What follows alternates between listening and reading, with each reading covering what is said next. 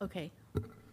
So I call to order this May 13th, 2025 regular meeting of the Fairfax County School Board Public Engagement Committee, and we will now come to order. I will call on Ms. Anderson for item 10.2, proclamation considerations. Okay, so there are a few things that we needed to look at related to proclamations. What you're receiving now is a red line of just that copy or area of the governance manual. And you'll see that there's quite a few changes. The reason that is mostly because things were being moved from one section to another, and that causes the whole thing to look like it's been changed, even though some of the information hasn't necessarily been changed internally. I did want to talk a little bit about a philosophy change with how we're doing proclamations and recognitions, like just overall. And I would like to start by talking about the types of acknowledgements that we do. So on the first page, you can see that we have the letter on behalf of the school board chair, on behalf of the entire school board. We have a certificate of appreciation. We have school board proclamations, and then I'm actually recommending that we include a fourth category here of school board recognitions, which is how we do many of the different recognition ceremonies that we do related to VHSL and those types of things. So one of the things that we need to talk about is one request that I have is that I would like to reorganize the content in this section to actually match up with each individual category of acknowledgement so that it is a little bit easier to find the information immediately and make the document more useful. Because right now we have a fair amount of things all over the place and it's hard to follow if you're actually trying to come in to the document to use it to figure out what's the path forward. So that's number one. Number two, earlier this year, we added the annual proclamation category for anniversaries. And as we've likely seen is that it's taking a fair amount of time in our meetings. And while I definitely want us to make sure that we are doing school anniversary acknowledgements, I would recommend that we move that into more of a recognition category, the same way we're doing with VHSL and the teachers, the National Teacher Certification List, things like that, so that it would be done in January of every year in one acknowledgement ceremony for that entire year of the schools that were hitting a milestone. And that way, if a board member if you had a significant milestone, like this year Fairview Elementary hit 125 years, and we did a proclamation related to that. And that was actually before we had adopted the proclamation process for school anniversaries. I just think that this is one way that we can still acknowledge those significant anniversaries for our schools and not have it take up quite as much time, because you'll notice in some of the proclamations, it's very repetitive. Like our schools are all awesome and they're all doing very similar things. And so a lot of the language that we're using to call out individual schools is very repetitive. And so that would be my recommendation for there. And then we would just need to codify that the same way we have. And this actually serves, Christina, if I'm correct, this actually serves as a way to codify what we're actually doing for VHSL as well. And so some of the language in here, the problem is because it's kind of all over the place right now, it's hard to figure out where that's all happening, which is why I'm recommending a reorganization of the content in this section. So that's that. The other thing that I will note is that earlier this year, one of our colleagues brought forward a proclamation related to the Hindu religion. And unfortunately, that was not on the approved list of annual proclamations. So it would be my recommendation for us to move all religious proclamations to being member-driven in order to have equity, because there are so many different religions, it would be impossible to make sure that we acknowledge all of them. And so if a member wants to bring a proclamation related to a particular religion, they would do that as part of that process. So they could use it as one of their two. So that would be my recommendation for that. And then I've heard that there was some angst by the previous board wanting to keep the different proclamations separate. My recommendation in that section with annual proclamations is actually to separate them by month, because I think it's far easier for us to track which ones come in which month, and we can ensure that we have an adequate distribution across. Is that okay with everybody? Would we like to keep it like this, but also include just a standard annual calendar so that we could see how things were falling. How do we want to move forward with that? I mean, listing by monthly will be fine.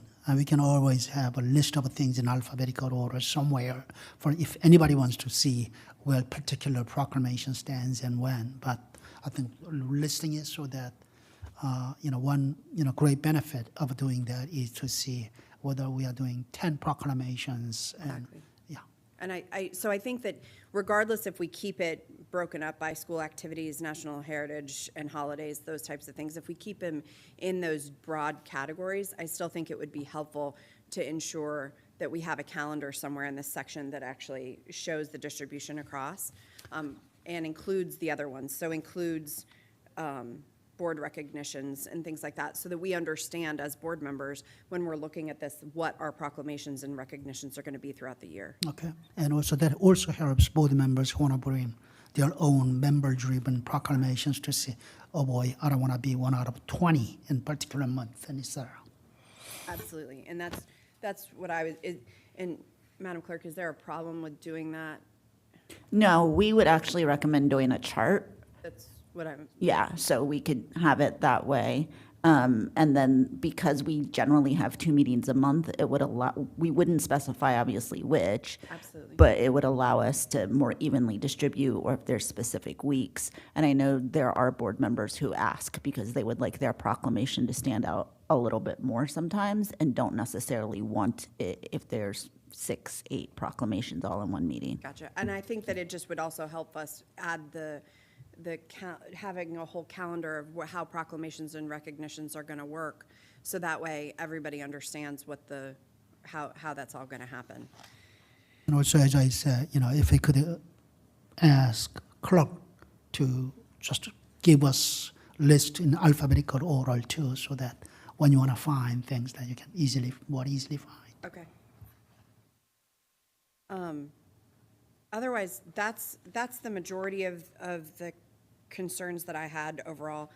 Christine, am I forgetting anything that we discussed related to?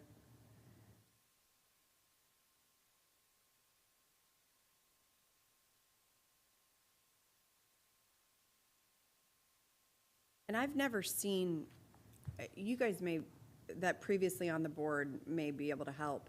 Oh, the last thing I wanted to mention is that we've had requests by members to include signatures from the person who brought the proclamation instead of the chair. However, right now, it's in the governance manual that it will be the chair that signs each proclamation. And so the way we've been handling that internally is by allowing the board member that brings a proclamation, if they want to sign a second copy, then that's fine. And so this just, again, we put it in writing here that that's the way we would be doing things. I think there are a couple of places where we codify how we're actually doing things, like the number of days, whether it's inclusive or exclusive of a board meeting, to try to hit things the right way to make sure the counts work. But I think you've hit everything else. Okay. So my request would be, and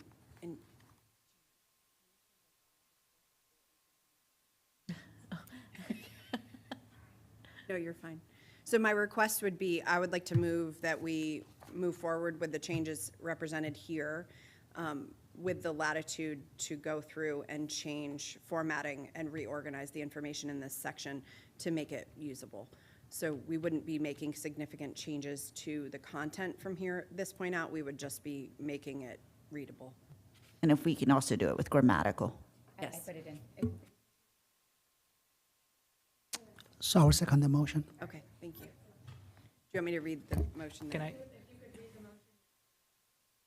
I add one thing? Sure. I think in terms of when board members bring proclamations, wouldn't it make more sense just to have the chair plus the person who brings it sheet, if that's possible? Is there a way to change that?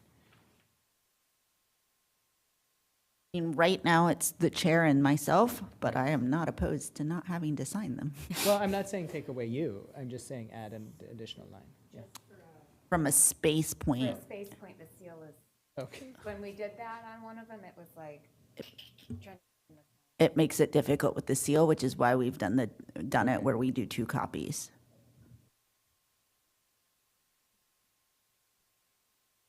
I mean, Formatting matters. instead of clerks, if a second board member could join the chair for board member-driven proclamations, I don't see why not. Is there some recording reason that we have it be the clerk? I'm just asking whether or not there's any legal implication that I don't understand of any of this. I would actually ask Mr. McElveen or Mr. Moon if they happen to know. It was that way when I came in. It's, from my understanding, been that way. I have no idea. I don't think there's any legal, reason not, to do it certain way, but. The only thing I could think of is because it's supposed to be something that is from the board, and typically I have to sign things that are recorded by the board, like. But Madam Chair, I think we can always put, extra line below a chair and a board member below for the bottom clerk to sign and still have a seal on at the bottom. Let us play with the formatting of the proclamation and before we bring this to the full board and see what we can work out. Okay, I think we would Because- just need to acknowledge the fact that once we are able to look at the proclamation formatting, then we'll determine whether or not there's a path forward. And so can we approve both ways, that if we can find space, that we would agree to that? And if we can't, then we will continue to do what we've said that we're going to do, is have the chair and the clerk sign, and then have a separate copy that was the board member bringing it and the clerk. Is that okay? Oh, that's fine. Okay, so we're going to have options based on what is realistic. So I'm going to read the full motion. I move to send the revised strategic governance manual related to proclamations for consideration before the full board, with leave to make grammatical and formatting changes. And you're still okay seconding that? I'm still seconding it. Perfect.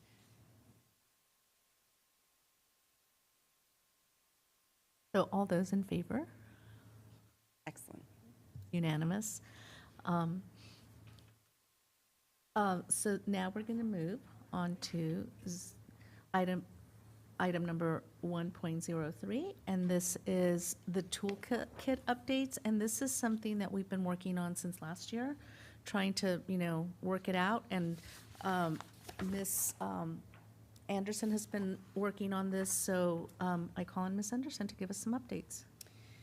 Okay, so the first thing that I wanted to point out for everybody is that we created a quick guide for Community Advisory Committee staff liaisons. So that way, and the full version actually has a seal that Adobe Acrobat all of a sudden decided that it doesn't like to print things.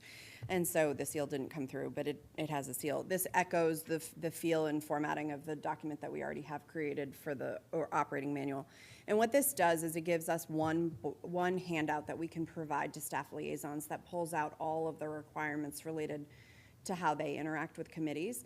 So that way, it's just a kind of checklist that if Dr. Reed applies or adds someone to be a staff liaison as staffing changes or as the needs of the committee changes based on the charge, that this would be the opportunity for them to go ahead and just run through a quick understanding of what was required of them. And so that way, there's a full understanding between, it's also a tool, in my opinion, that the chairs or co-chairs could use as a way to understand what the staff liaison can do for them and what they shouldn't do for them.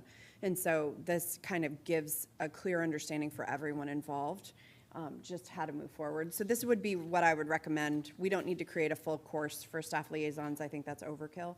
But just giving them a place that all the information from the document is pulled out in one location, I think would be very helpful to them. So this is kind of an echo of what we would be doing for other positions as well. So it would probably be that we could have a quick start guide for the chair and co-chair, so understanding what their responsibilities were, and then as people were identified as that member in the committee, it would be just an easy way that they could download the information.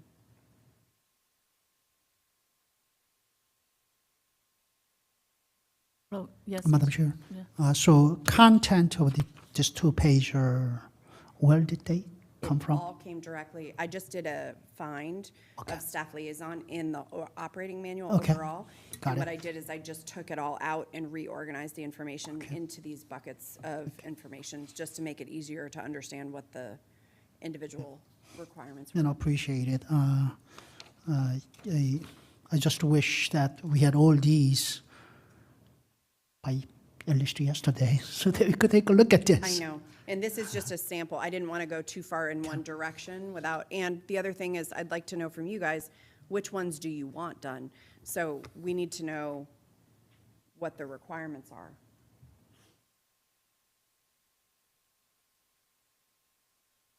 Yeah, so why don't we take a little bit of time to look at it and read it?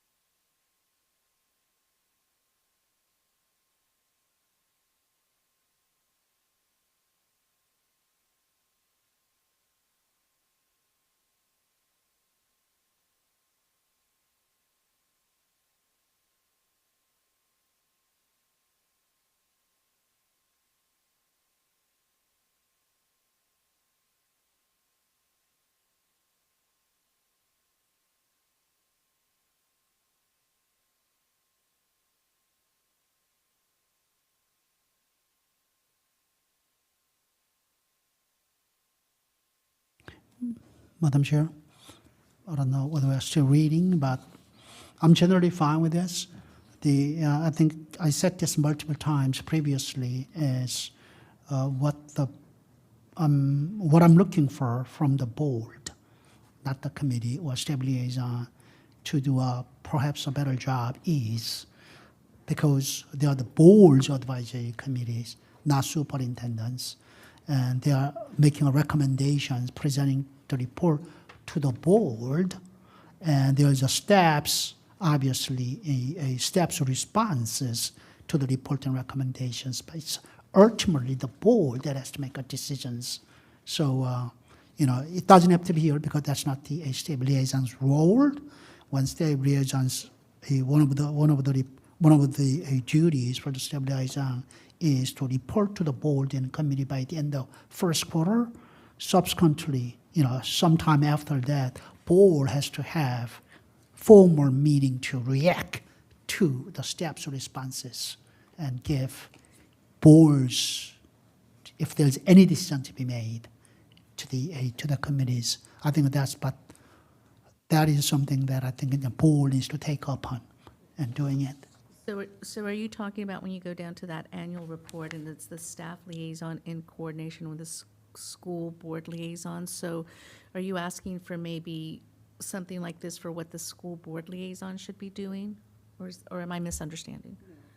It's actually a change that needs to be done to the operating manual or the governance manual. Or just our annual work calendar. The board will subsequently have to have, because board generally, as you probably remember, that when these reports are presented to the board, we have a limited amount of time. We have so many committee presentations, all but toward the end of the year, or either in 2 nights or 1 whole day, and etc. And so board really do not have enough time to make really judicious decisions. So we gotta give a staff time for their own feedback to the recommendations. Once we receive all those by the end of first quarter in the following year, board gotta make some decisions.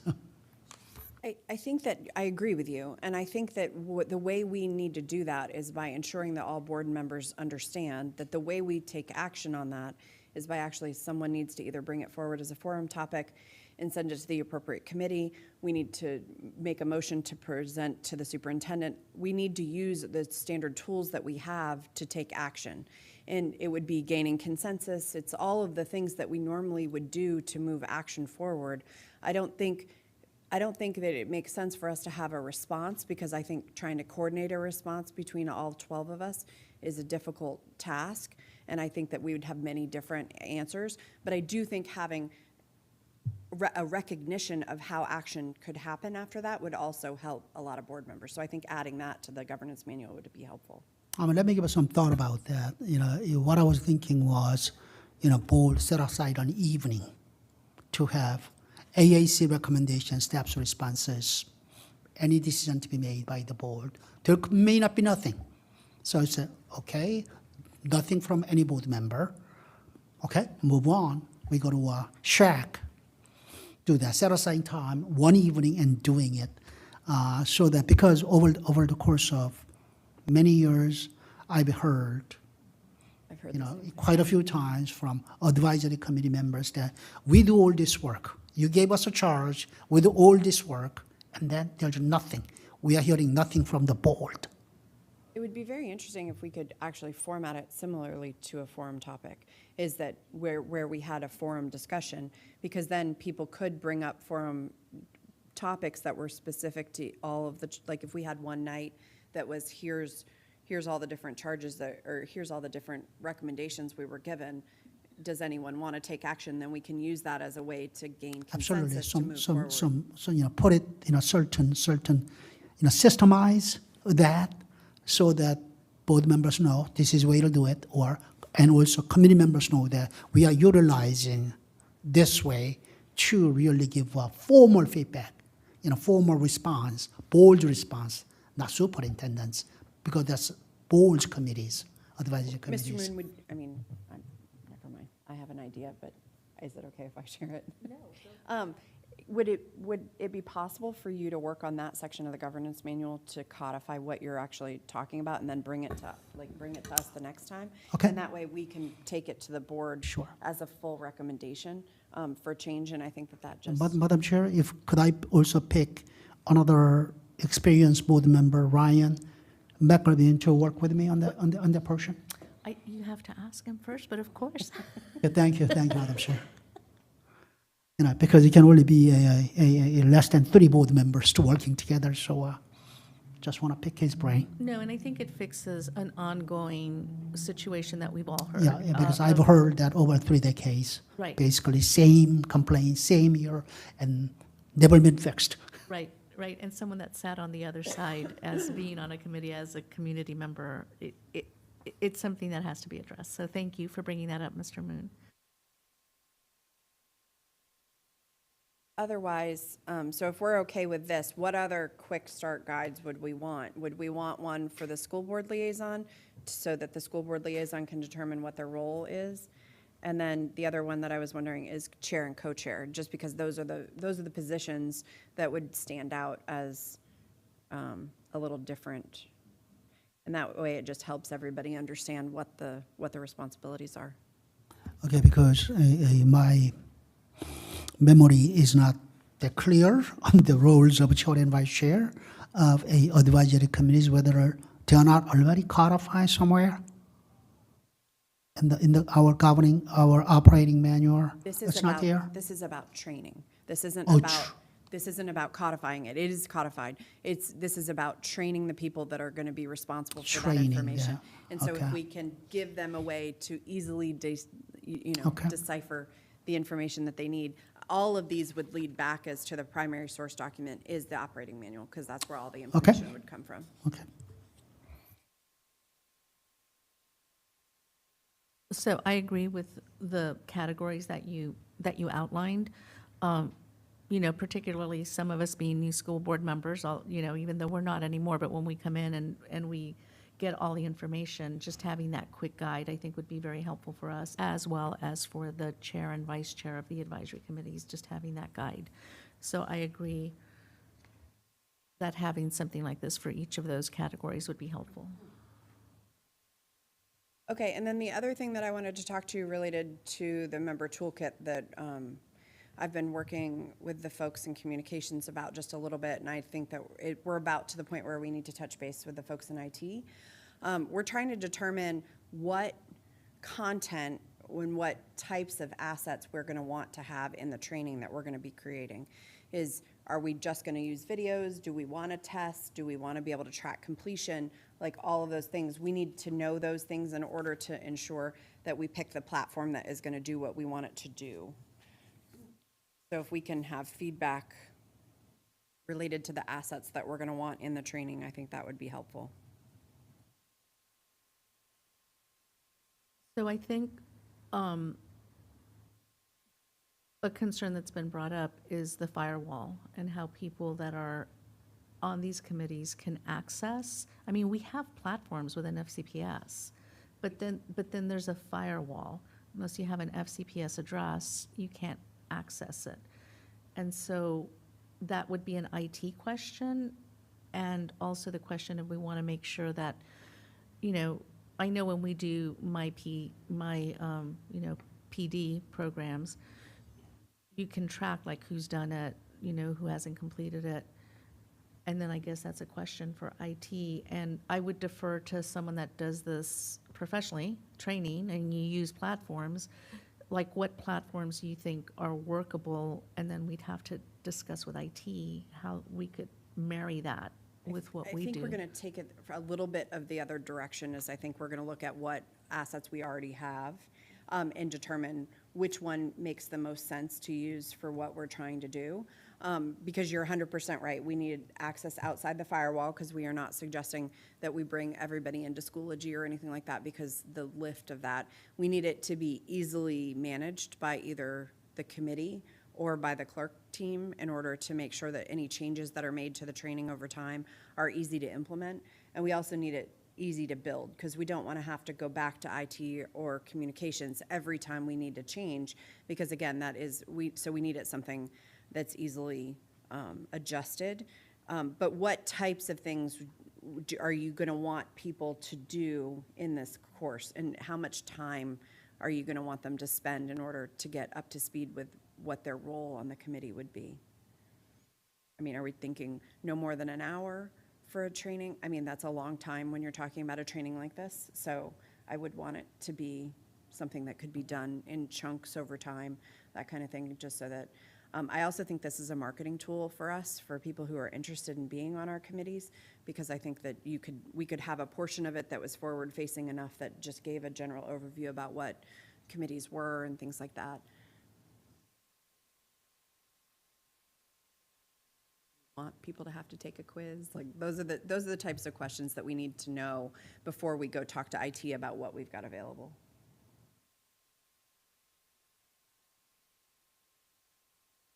It's okay if we don't have opinions.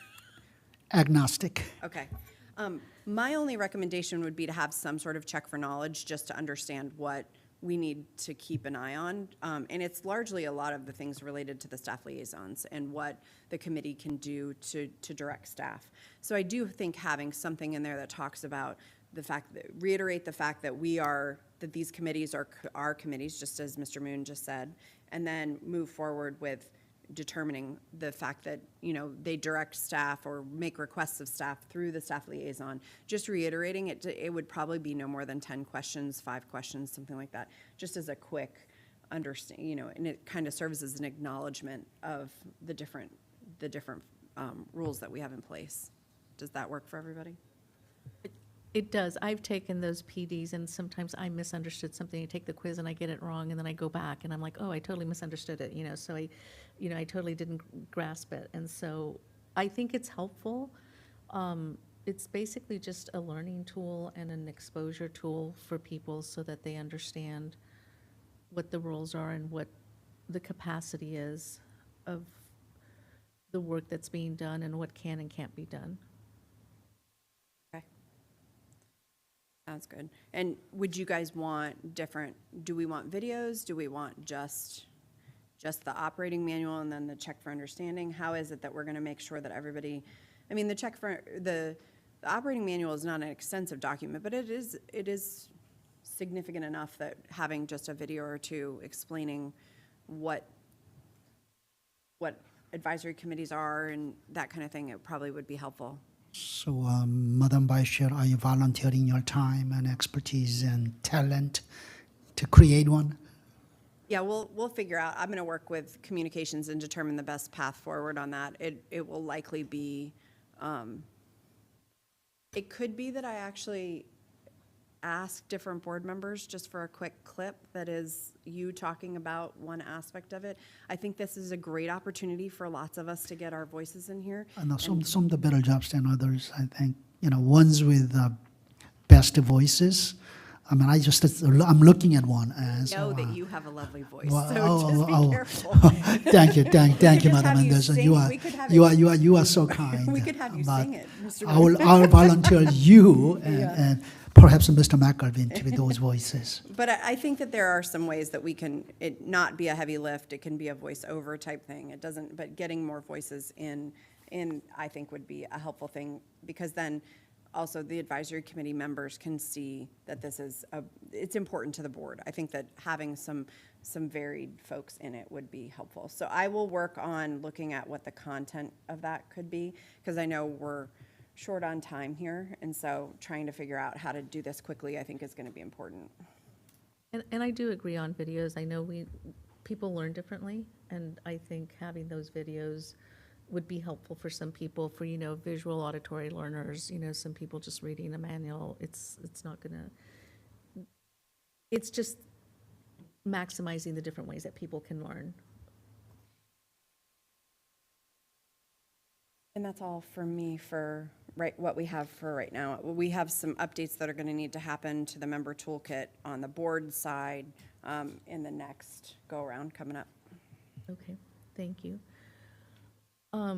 So I know that we've been working a lot with student voice and representation, and we had been looking at, obviously, whether we should have one or two student representatives. But aside from that, there's the student leadership program that one of our deputy clerks, Mr. Jackson, has been developing, that was resurrected thanks to Mr. McElveen. And I know he's put a lot of work into this, and I want him to present to the committee the kind of work he's done. I know some of us have been to the events for the students, and they have been inspiring. So I now call on Deputy Clerk Mr. Jackson to give us his presentation. So show time for Mr. Jackson. Okay, could you go maybe the other end of the table rather than?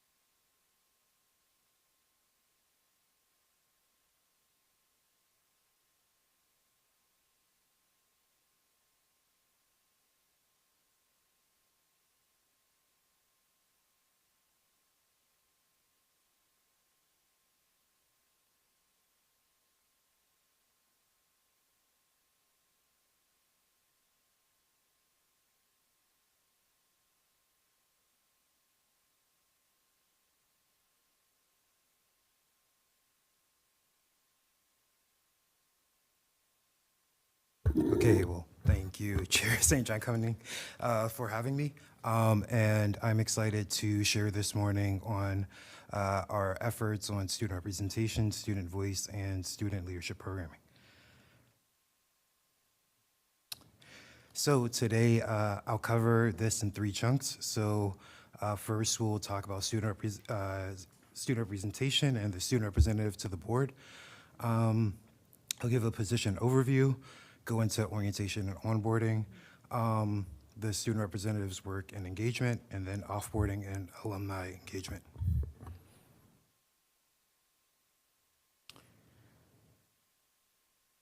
So first, for some grounding, student representatives to the school board and FCPS are commonly referred to as SRSBs. So if you see that acronym anywhere, that's what it's usually referring to. Policy 1802 establishes the student representative position here in FCPS, and it gives an overview for eligibility, election, and then the role of the student representative. and Virginia student representatives are authorized by the Code of Virginia. So 1802, policy 1802 aligns with that respective section of the code. And finally, it details what student representatives are empowered to do. So they're empowered to participate in board discussion, be eligible to propose resolutions for consideration, and finally, be eligible to state how they would have voted had the student had the student representative been eligible to vote following any board vote. So here is a chart of student representation across VDOE Region 4, and that's what VDOE terms as Northern Virginia. And so as you see, we're kind of right in the middle of the pack. So this is just a preview of our current student rep, Megan. So Megan was elected in April of 2024 and is currently finishing out her term, and she is in the class of 2025 at TJ. So, student representatives are able to apply and elected to be in the role in the policy through the policy process established in policy 1802 and the reg. And so there is an application process for them. So to be considered for the election, they are required to submit a written component. And then a 30-second candidate video via Flip. And then there are two components of the election. There's a primary election, which is virtual, and the students, applicants are not required to be at this portion. And so that was held on April 3rd, 2025. And then candidates were notified by email regarding the primary election results. Any candidates who advance to the general election are required to be there. And so this year's general election was held on April 9th at TJ. And the result of that election was the Student Advisory Council electing Faith McConan, a South County High School rising senior who will be the 55th student representative to the school board.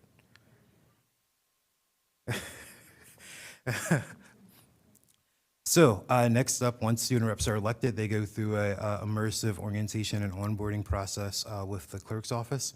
And so during this orientation, we go through many of the components listed on the screen and some that are not. So first off, we talk about the role of the student representative, what their priorities are, what they're looking forward to accomplishing in their term.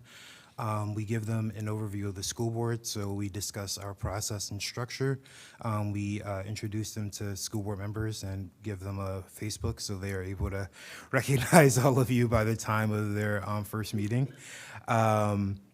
We go over school board bylaws, so starting with the strategic governance manual, any relevant policies that they'll need to be aware of. We go over SBO personnel and functions, introducing them to each of you guys' offices as well as our office. And then finally, we cover FOIA because the student representative is covered by that. So we want to make sure that they are aware of all that entails. Then we go into school board work. So we talk about the types of school board meetings, how ideas are proposed for board consideration, how the school board makes decisions, and where the student rep factors into SB decision making. And then also, as part of this, we go over the structure and governance of FCPS as a system, the LT members, and what all the departments are. Finally, for the first part of this orientation, we have them schedule one-on-one meetings and do introductions with FBMs, SBO staff, Dr. Reed, and LT. And then we prepare them for their introduction at the July 10th regular meeting and go over who the SB mentors will be for that year. Next up, we go over the regular meeting overview, noting that they will lead the Pledge of Allegiance at every school board meeting and then also report on student rep matters. We go over the beginning of their work, which starts early with appointments to school board community advisory committees. And so you'll see listed here are the advisory committees that were appointed at the beginning of the year with our 2 committees that are no longer in existence. I'll also point out that our recent student reps have been very interested in facilities, and you'll notice that FPAC isn't one of the advisory committees they appoint to. And so just putting that forward for your consideration. We go over and establish their school board webpage and social media handles, and also meeting with the social media point person and communications to make sure they're ready to go when their term starts on July 1. And then finally, we do HR and IT onboarding, so we make sure their email is set up and active, that any FCPS platforms or applications they'll need to access, they are able to access them. And then finally, they'll get their badge, and we'll make sure their pay is set up. So, how does a student rep go about their work and engagement? So one, they present student rep matters at all school board regular meetings. They attend student advisory council meetings to share board updates with SAC, as well as to support their work on the strategic plan goal proposals that they present at the end of every year. They meet with staff to advance student initiatives. So this year, our student rep Megan was really focused on work on the grading policy, the SR&R with regards to working with Dr. King on cell phones, food and nutrition, supporting the FCPS food show, as well as the portrait of a graduate work. Sorry, can we go back to the, and so then they also share remarks at meetings and community events. And so I'm sure many of you have seen Megan around with you as you are attending your work. And then they also attend events that SBMs are invited to. So with offboarding and alumni engagement, one, we are currently working on piloting an exit survey this year. So this would be the first year that we do an exit survey for student reps. And so that it's currently in development. My goal is to get that to Megan by June 1st. So she has the entire month of June to think that through and provide reflective answers that will help us as we gear up to welcome our next student rep. And so I am seeking feedback on what you as SBMs would like to know as student reps leave the board. And so any feedback that you can provide will be greatly appreciated. So attachment A, which I passed around, is the list of student reps to the school board. And so we were able to do some pretty comprehensive research going back. The only, you'll see on page 2, the only, or the main research that we have left to do is identifying who the first 4 student board members to the board were. And so initially there was a position of student board member when we had an appointed school board. And so those students were appointed by the BOS and they were voting members of the board. And then the Board of Supervisors eliminated that position. And so after that, the school board then established the student representative to the school board position. So working with the team over there to try to help identify those first 4 reps, since they would have been included in those records. And then the rest of the information on the chart here is what we could find. And as we come across things, we're adding them to the list as well. The student representative handbook is in development. So right now we are working on a first draft after doing research, analyzing what student rep handbooks look like, not only across Virginia, but also in other jurisdictions in the country, and things that we might want to incorporate. Thanks to Megan and Ritha, we're also connecting with former student reps, going back a few years to get their input as well. And then finally, for alumni engagement opportunities, these are 5 general areas that I'm bringing to you for your consideration on how we can engage with our alumni student reps. So the first is digital engagement opportunities. So it's being able to connect with our former student reps and our alumni through social media, digital events, so maybe virtual sessions, especially for our more recent alumni. The second area would be event-based engagement, so hosting annual reunions or invites to social in-person gatherings. So, for instance, if you wanted to do every December at the end of the semester, or December and June, events where we connect with our former student reps and invite them back. Advisory boards. You can establish an informal advisory board for alumni student reps to provide guidance, feedback, and support to FCPS or FCSB. Professional development, providing alumni with information to access available PD that we offer, such as offerings through the Adult and Community Education Program. And finally, mentorship. So providing an early career student rep mentorship program to connect student rep alumni with guidance and valuable insights as they jumpstart their careers and lives.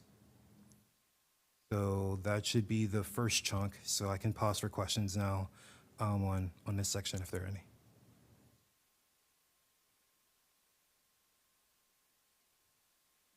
Have you seen any school or any divisions that actually offer some sort of like internship credit or anything like that that would be made available to the student rep through that process? Just because I think that, I mean, the work that she's doing is amazing. Like, as I've seen it, they're amazing.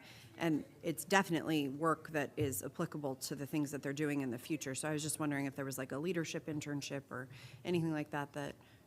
Not that I've seen. I can look into that, especially as we have students who are like dual enrolling or Exactly. taking, so then they can get that, they can knock out that internship requirement earlier on. I understand that it would be a lift for us to determine all the components of that. I just think that it would be something that might draw other students that may be interested in it. So just as an option. As a note, the student rep does get paid, so I don't know if that affects things. Then do paid internships. That is true.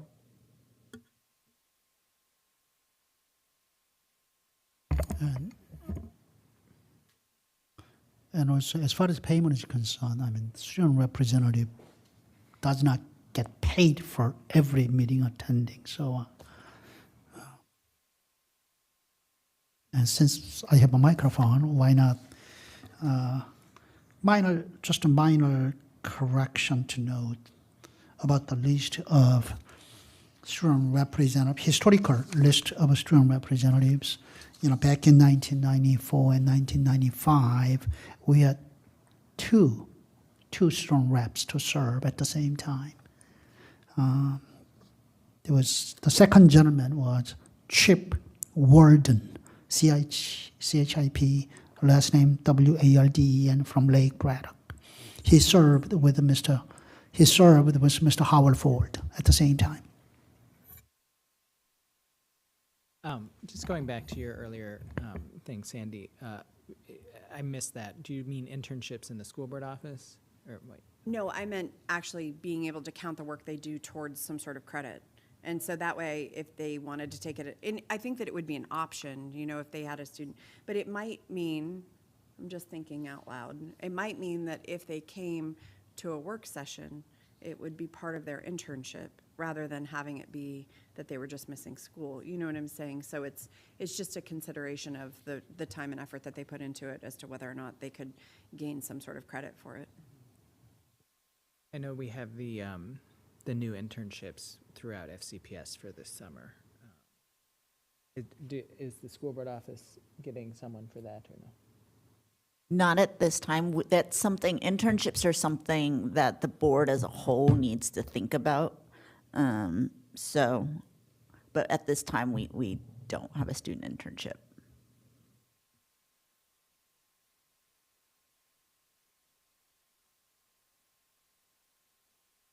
Great. Oh, go ahead. For this first section, I really want to thank you, and I wasn't aware that, the student rep could, at the end of the vote, indicate which way they would have voted. And so that's new information to me. So I don't know that they know that. So, So, yeah, we well- did go over that in orientation this year, but Megan does know. But it was something that wasn't covered, and so prior student reps didn't know that that was an option. In doing research, this is something that a number of jurisdictions in Virginia, school boards have as well. So it was kind of neat to know that. yeah, well, and I guess the right thing wasn't so much, I didn't know that, I shouldn't have said that she may not have known. Like, maybe what we should consider is when we are taking the vote at the dais, to give space for, here's the vote, and then give that opportunity, because how can that student, then we move on to the next thing. Yeah, no, definitely a great point. And so currently our process is that the student rep would notify the clerks if that was something that they wanted to do, and then we would notify the chair during the meeting. But, we're definitely open to, if you want to more formalize or institutionalize that as a process, that then that's, something that we support if you. Yeah, no, want to. that just stuck out to me, Yeah. because I didn't know. Mr. Regarding that, I think student representatives, as Mr. Jackson noted, do have a right to voice their opinions on any issues, and while talking about anything that is on the table for discussion, he or she could also participate in discussing it and could certainly express his or her support or non-support, while being neutral on certain points. I think that's a way to do it, rather than forcing students to say one way or the other on every issue. And one more thing to note is, in the past, student representatives, that even though they are unable to bring forward a motions by themselves, they could ask a board member or board members to bring forward to the board is something that he or she is advocating for. Yeah, and so a few thoughts that come to mind on that is absolutely, Mr. Moon. And so if you'll recall, last year, our student rep Bertha worked with Dr. Anderson to bring forward a forum topic on student representation that kind of helped to jumpstart our consideration of how that looks here in FCPS. And then Ms. St. John Cunning, just following up on the student rep voicing, I think both what Mr. Moon said, and I think sometimes when they recently they've jumped into the discussion, so they've kind of already identified either what's important to them or how they would have voted. But then two, it also I can also remind our student rep in future of this as an option, because we do cover it in orientation and we cover it at the beginning of the term, but we don't reinforce that is available to them. So we can certainly do that. Thank you. And not a question for you, but Mr. Moon, historical institutional memory, you may know who those first student reps were that were appointed by the Board of Supervisors.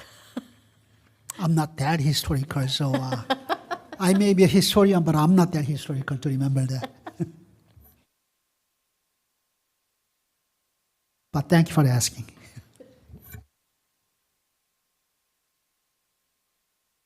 Okay, so we can move on to the next slide. And so the next topic that we'll go over is student voice. And so how we are able to empower that. And so our partnership with VSBA allows us to empower and uplift student voice through a couple of opportunities every year.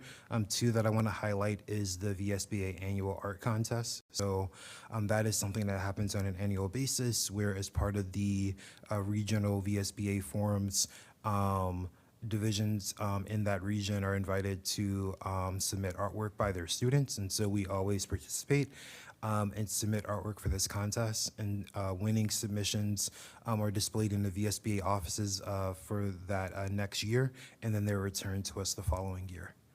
And then back in November, I should say 2024, but we were able to support a group of students from Marshall High School who presented at the annual student representative workshop. And so their presentation was on discovering the power of student advocacy.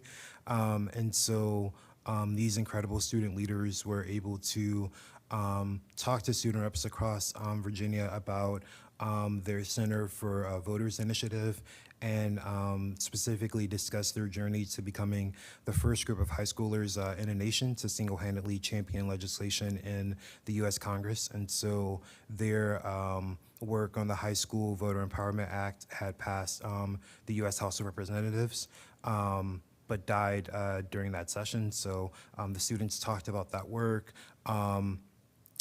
lobbying and advocating with House members and trying to get that pushed through, which would empower schools to be voter registration agencies in the United States. And so they talk with the student representatives about all of the process leading up to this, and ways that you could advocate on scales such as this, but also small scales within your local communities as well. And so we can move on to the next section, which is going to be about the Student Leadership Development Program.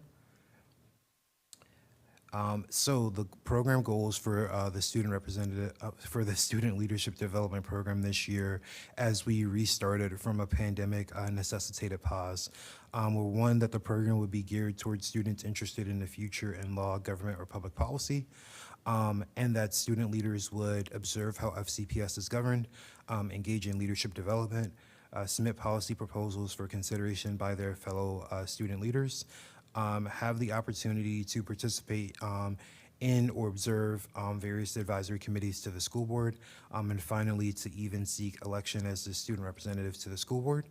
And before we move on, I would just note that we were successful in that on that last point. Faith, our incoming student rep, was Mr. Dunn's representative on the Student Leadership Development Program. We can move on to the next slide. So the application process, so for recruitment, the first bullet lays out the timeline for this year. So in early August, on August 5th, we first announced that the Student Leadership Development Program was going to be coming back, and we were going to be opening applications. On August 28th, we officially opened the application process. The student application deadline was September 30th. The principals had a nomination deadline of October 15th. And so principals were, for this year, allowed to nominate up to 5 students from their schools for consideration. Applications were sent to school board members on October 24th, and selections were due back to us by November 11th, and all applicants were notified of their application status by November 16th. And so as part of our advertisement, principals through their RASs, DSSs, and counselors were all sent the application information to send out to their students. We also utilized infograms and actiongrams and SBM newsletters to advertise this. So for applications, we received over 200 applications this year, which is a record for most received in the program's history. So there's clearly a desire among our students to engage in leadership and learning. And all of the applicants, as you may recall, were exceptional and accomplished.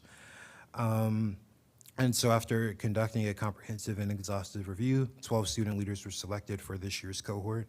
And they include representation from every magisterial district and reflect the diversity of our county, and were chosen due to their outstanding achievement, leadership potential, and dedication to their communities.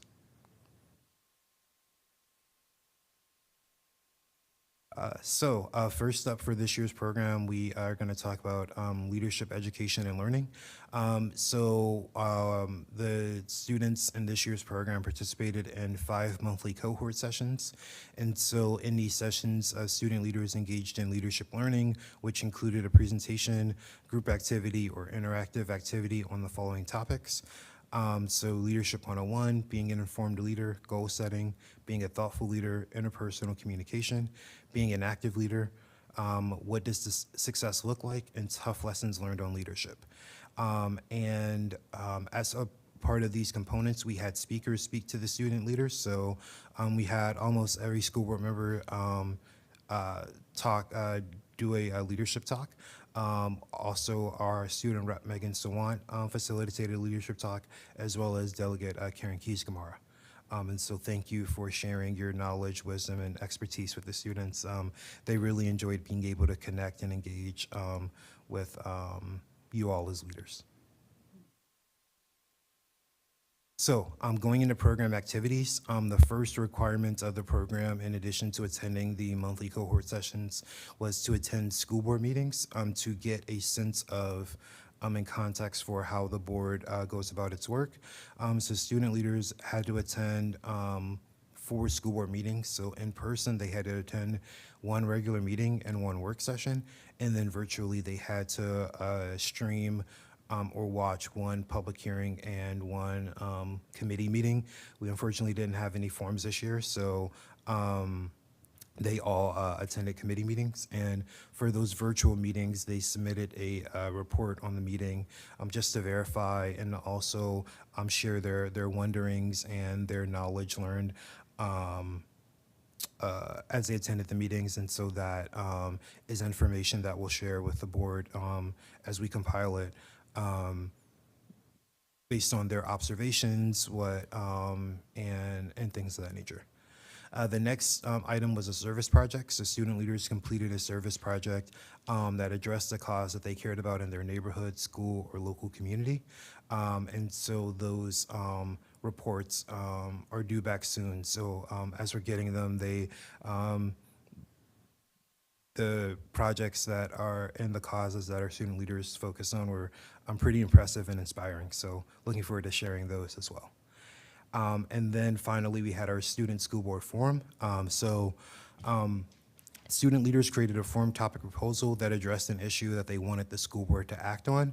And so in this, they watched past forums.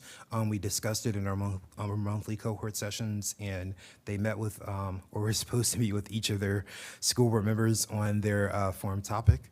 And so we had that student forum on April 8th, and the following forum topics were advanced to the student school board work session. There was a joint proposal, so 2 student leaders combined theirs, on strengthening substance abuse awareness, prevention, and support programs through targeted education and implementation of vaping education in middle and high school classrooms across FCPS. The second was redistribution of the FCPS high school grading policy, and the third was implementing universal school meals to address food insecurity.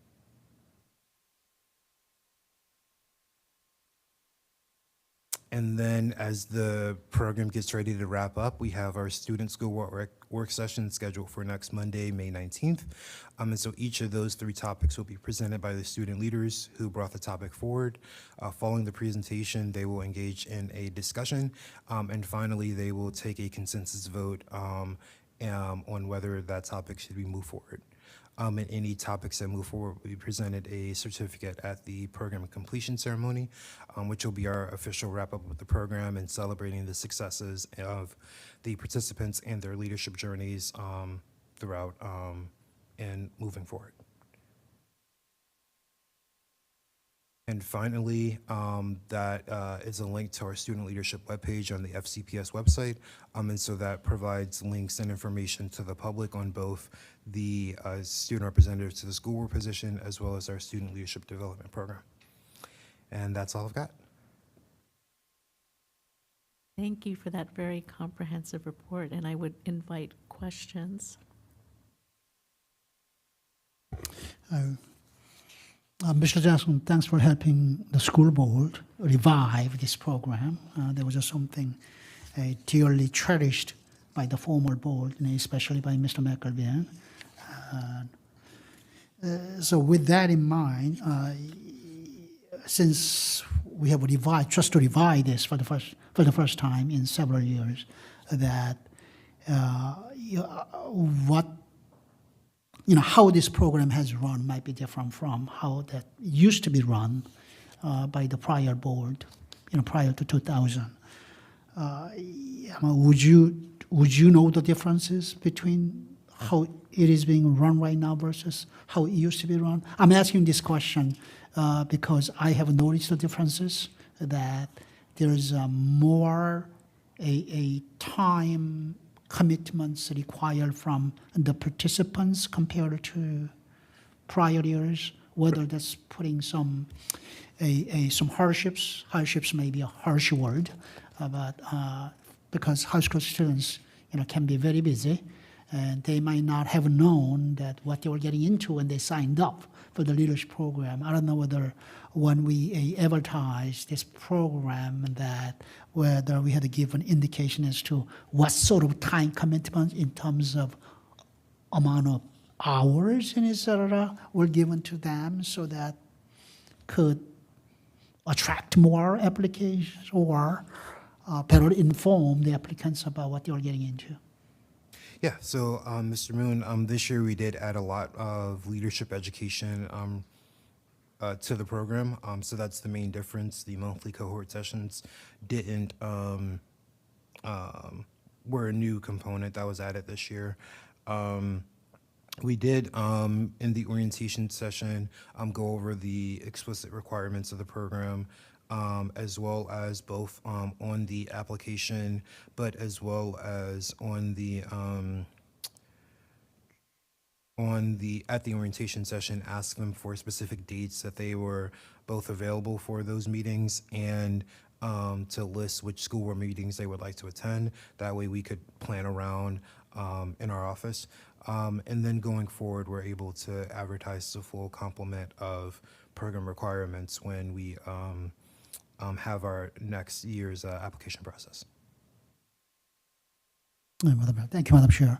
So one suggestion is that perhaps we take exit survey amongst the student leaders to see whether this was something that they expected fully and they have no qualm about it, or whether they have any suggestion for any adjustments going forward, etc. So that if any adjustment is needed, then we can do that before we advertise this for the fall.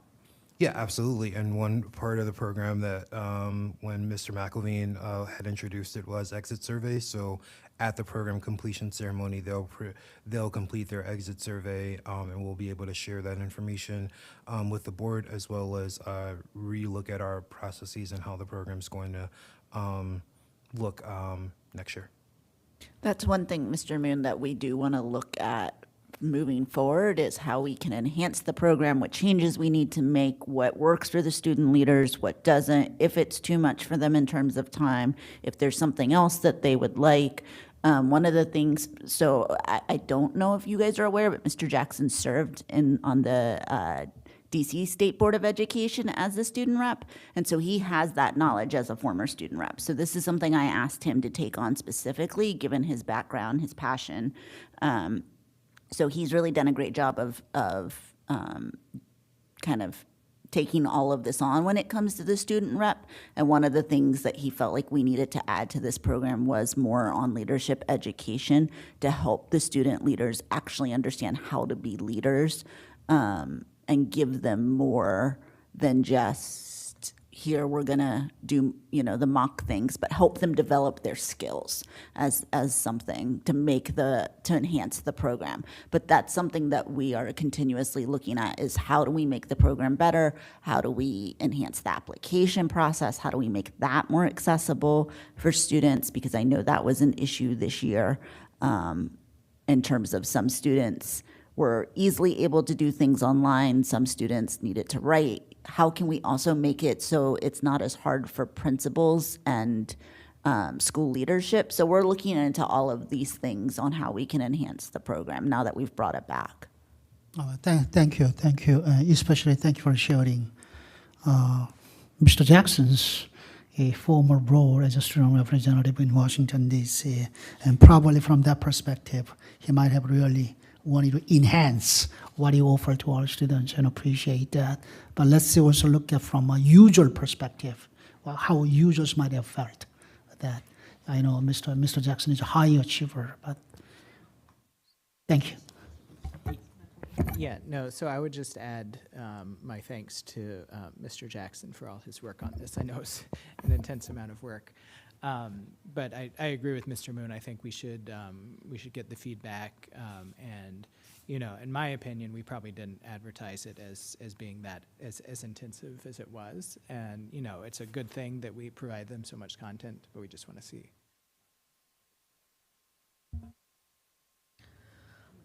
Mr. Jackson, I mean, to that, I had this question before the previous questions were asked in terms of what the attendance was, the attendance level. I'm just going to say that I know when I came to the mock forum topic, there was one student that couldn't attend and was very upset that they couldn't attend, and it wasn't through a fault of their own, but because of participation in another activity at school, where that leader of that activity was not allowing that student to take that time off.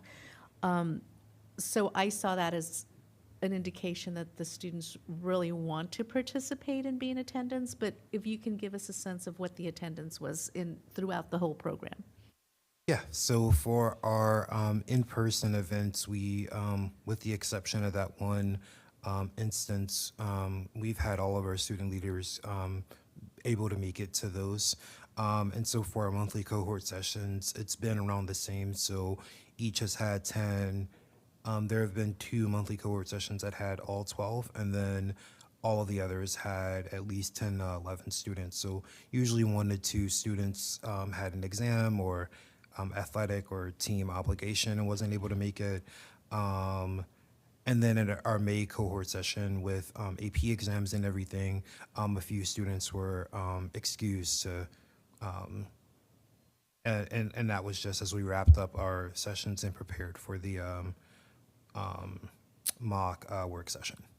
But other than that, yeah, we've had pretty stellar attendance from our student leaders.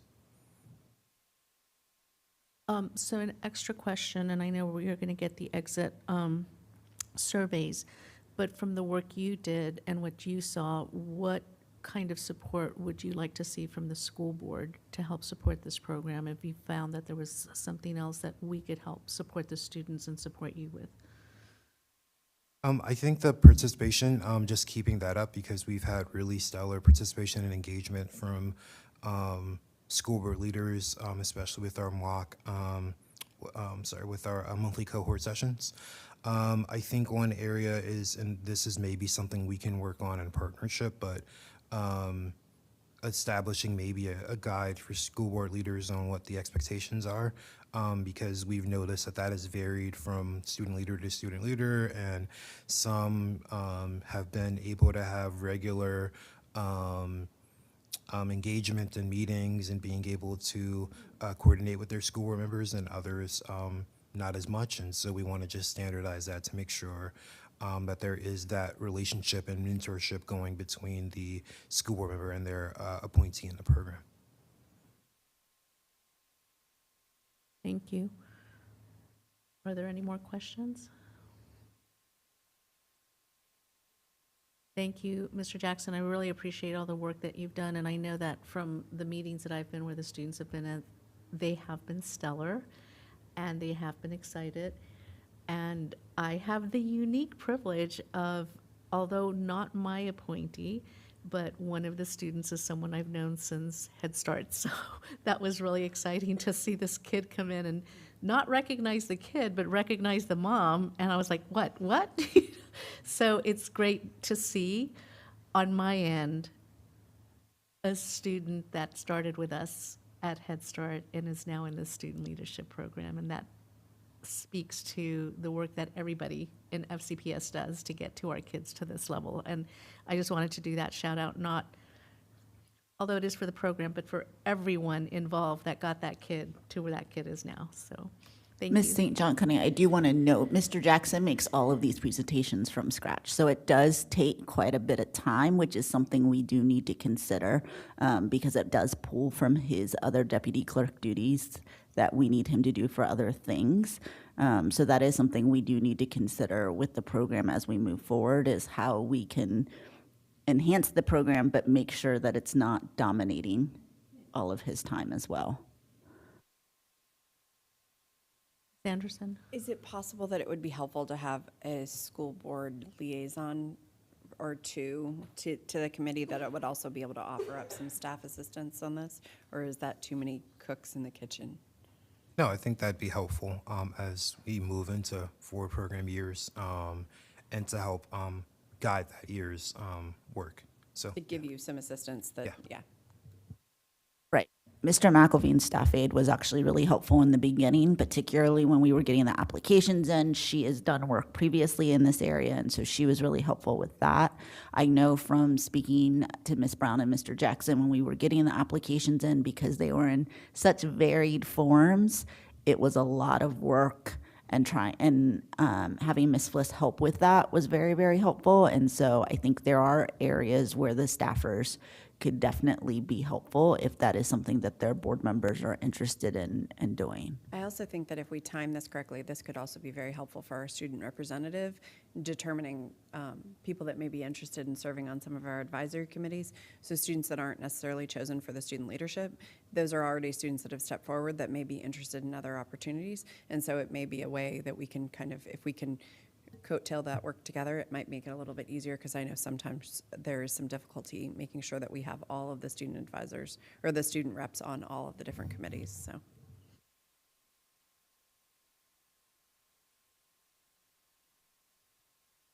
Are there any other questions? So to respect your time and give you all a break, because it will be a long evening, I am going to adjourn this meeting, the May 13th, 2025 meeting of the Fairfax County School Board Could I- Public. Oh, go ahead. So when I'm going to talk about, I think last time we didn't come to a conclusion on number of student rep going forward, maybe not next year, whether we're going to have any other recommendation besides just continuing with one student rep. So Ms. Marin was working on that and was not going to be able to be here to report on what that was Okay, going to got look it. like. And she was doing some research. Ms. Ann? I believe that Ms. Marin recommended that we continue With to the move one. forward with one at this point until we are able to settle some of the other changes going on in our office. But I do think that it might be an interesting topic to bring up with the full board at some point to determine what the appetite there is. You know, I think that this is something that I had shared the last time, that county is so large. I mean, there are 3 at-large members, school board wise, and there are 9 district board members to represent the whole county. And then we are asking just one student rep to represent all 200 schools, if not all 26 high schools, 25 high schools. It's a lot for student to be able to do, just one to do. Because in the past, I had seen number of school board student representatives be able to actually come to work sessions at least part of the day, depending upon the topics, and really be able to participate in meaningful fashion. That's been taken away because students' lives have become busier and busier and busier. I agree, and I think that she was going to be doing a little bit more work, and again, knew she wouldn't be here today, so we moved forward in another direction for the agenda. Okay, so the May 13th, 2025 meeting of the Fairfax County School Board Public Engagement Committee is adjourned at 11:32. The next meeting of the Public Engagement Committee will be held on May 27th, 2025 at 10 a.m.